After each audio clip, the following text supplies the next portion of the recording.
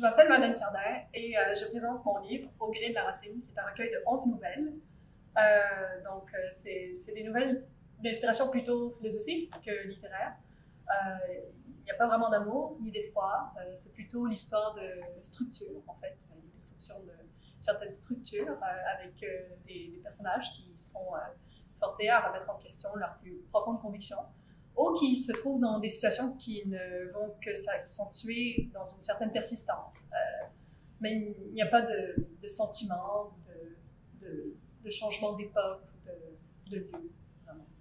Donc, je vais lire un extrait de la première nouvelle, qui est l'histoire d'un homme qui est agenouillé devant une grande falaise.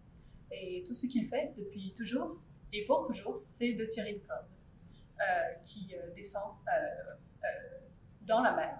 Et au plus profond de cette mer-là, la corde s'enfonce dans le sol et ensuite elle parcourt tout le centre de la Terre comme un vaste réseau de catacombes. Donc je vais lire en fait un extrait de cette nouvelle. C'est que cet homme avait la vie d'une structure, une structure qui n'était plus à plaindre tant elle était devenue solide. Il tirait le ver le plus long de la terre, comme la terre l'avait empli de tant de vers. Des insectes poussaient sous ses ongles, des racines s'enfonçaient dans ses genoux. Il ne voyait pas que la fatalité avait germé un peu partout dans son corps, qu'il était une répétition parmi toutes les autres répétitions, une vague devant les autres vagues.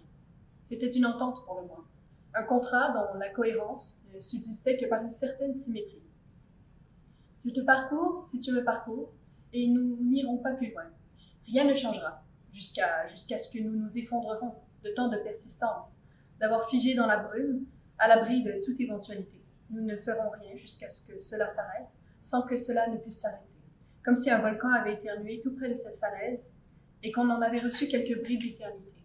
À figer, de rouler, pour tirer, le mouvement qui craquait la force d'immobilité, qui bouillonne pour ne laisser qu'une matière opaque et aveugle.